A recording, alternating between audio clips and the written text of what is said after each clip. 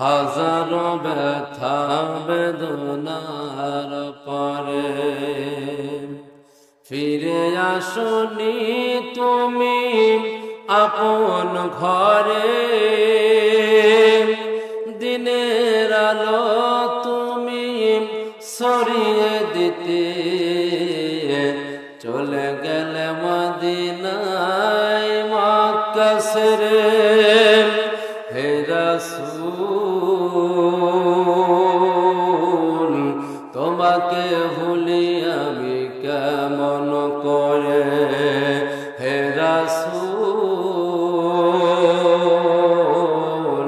তোমাকে ভুলি আমি কেমন করে। রহমতের বান্দা হিসাবে আল্লাহ রাব্বুল আলামিন যাদেরকে কবুল করেছেন, যাদেরকে কবুল করবেন। আর রহমত প্রাপ্ত কারা? যারা জান্নাতওয়ালা তারাই হলো রহমত প্রাপ্ত। জোরে বলেন সুবহানাল্লাহ। আমার ভাইরা, আল্লাহ রাব্বুল আলামিন বলেন, কুল লাউ কানাল বাহরু মিদাদাল লিকালিমাতি রাব্বি লানাফিদাল বাহরু ক্বাবলা আন তানফাদা কালিমাতু রাব্বি ওয়ালাউ জিনা বিমিসলিহি মাদাদা। আল্লাহ রাব্বুল আলামিন শুকরিয়া আদায় করতে করতে শুকরিয়ার মান এবং শান, তার দয়া লিখতে লিখতে দুনিয়ার যখন মানুষগুলো যদি এই দুনিয়ার যত গাছপালা রয়েছে সকল গাছপালাকে কলমের কালি হিসাবে, কলম হিসাবে ব্যবহার করে। এই দুনিয়াতে পুকুর, সমুদ্র, নদী, খাল, বিল, যেইখানে যত পানি রয়েছে সকল পানি যদি মানুষগুলো কলমের কালি হিসাবে ব্যবহার করে, আর তামাম দুনিয়ার যতটা জমিন রয়েছে সকল জমিনটাকে যদি ওই খাতায় রূপে ব্যবহার করা শুরু করে দেয়, আমার আল্লাহ তাআলা বললেন এরপরেও মানুষগুলো আমার নিয়ামত, আমার দয়া লেখে লেখে তারা কখনোই শেষ করতে পারবে না। আল্লাহ তাআলা বলেন, লা ইন শাকারতুম লাযীদান্নাকুম ওয়া লা ইন কাফারতুম ইন্না আযাবি লাশাদীদ।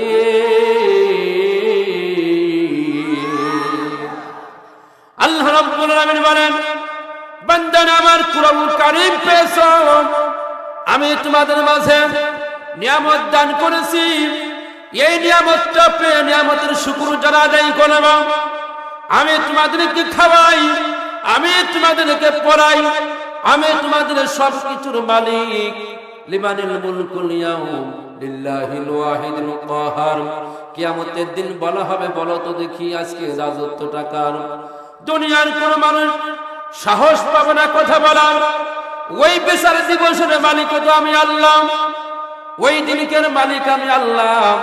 এই দুনিয়াতে যে যে কটা দিন বাঁচবা, কিটা কয় দানা খাবার খাবা, সকল কিছুর মালিক আমি আল্লাহ।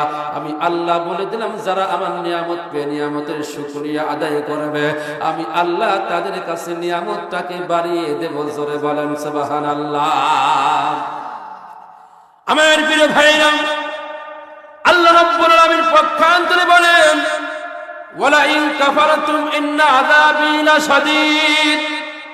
দুনিয়ার মানুষগুলো তোমরা শুনে রেখে দাও, পক্ষান্তরে তোমরা যদি আমার নিয়ামতের শুকরিয়া আদায় না করো, তাহলে আমি আল্লাহ তাআলা বললাম তোমাদের মাঝখান থেকে আমি আমার নিয়ামতটাকে ছিনায় নিয়ে আসবো, আর এর জন্য রয়েছে কঠিন আযাবের ব্যবস্থা। জোরে বলা যাবে নাকি আল্লাহু আকবার। বন্ধুরা আমার, ভাইরা আমার, এই জন্য রহমতের বান্দা হবে তারা, যেই ব্যক্তিগুলো জান্নাত পাবে। জান্নাত পাবে যারা, তারা হবে রহমতের বান্দা। আল্লাহ রাব্বুল আলামিন কোরআনুল কারীমটাকে নাযিল করে দিয়ে বললেন, কিতাবুন আনজালনাহু ইলাইকা লিতুখরিজান নাসা মিনাল যুলুমাতি ইলান নূর। আমার প্রিয় ভাইরা, অসম্মানিত মা ও বোনেরা, আল্লাহ রাব্বুল আলামিন বলেন, ও দুনিয়ার বান্দা বান্দীরা তোমরা শুনে রেখে দাও, আমি আল্লাহ তাআলা কিতাবুন আনসালনাহু ইলাইকা, তোমাদের মাঝে যে কিতাবটা নাযিল করে দিলাম, এই কিতাবটা দুনিয়ার সকল মানুষদেরকে অন্ধকার থেকে দূরীভূত করে ওই মানুষদেরকে আলোর দিকে নিয়ে চলে যাবে। শুধুমাত্র কেবলমাত্র একমাত্র কোরআনুল কারীমই মানুষদেরকে আলোর পথে নিতে পারে, তাছাড়া দুনিয়ার কোনো গ্রন্থ মানুষের আলোর দিকে নিতে পারে না। জোরে বলেন সুবহানাল্লাহ। সমাধান চাও যদি জীবনে, মরণে ফিরে যাও খোঁজে নাও, চোখ রাখো কোরআনে। বলেন সমাধান চাও যদি জীবনে, মরণে ফিরে যাও খোঁজে নাও, চোখ রাখো কোরআনে।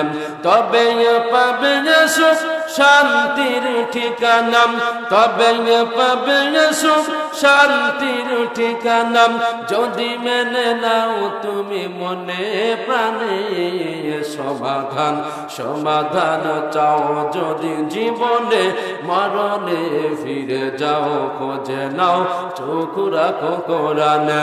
সমাধান চাও যদি জীবনে, মরণে ফিরে যাও খোঁজে নাও, চোখ রাখো কোরআনে। জোরে বলেন ঠিক কিনা? এ বাণী সকলের নয় শুধু মুমিনের। জোরে বলেন ঠিক কিনা? আর একটু জোরে বলা যাবে ঠিক কিনা?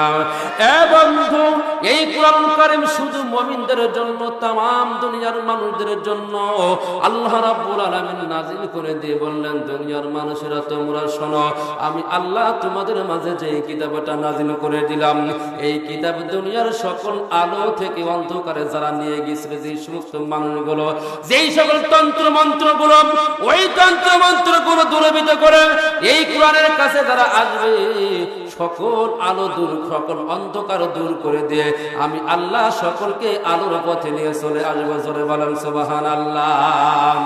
এ বাণী সকলের নয় শুধু মুমিনের, যারাই চলবে মেনে ফল পাবে কোরআনের। ঘরে বলো কিবা রাষ্ট্রে বলো, ঘরে বলো কিবা রাষ্ট্রে বলো, অশান্তি দূর করে শান্তি আনে। সমাধান চাও যদি জীবনে, মরণে ফিরে যাও খোঁজে নাও, চোখ রাখো কোরআনে। সমাধান চাও যদি জীবনে, মরণে ফিরে যাও খোঁজে নাও, চোখ রাখো কোরআনে।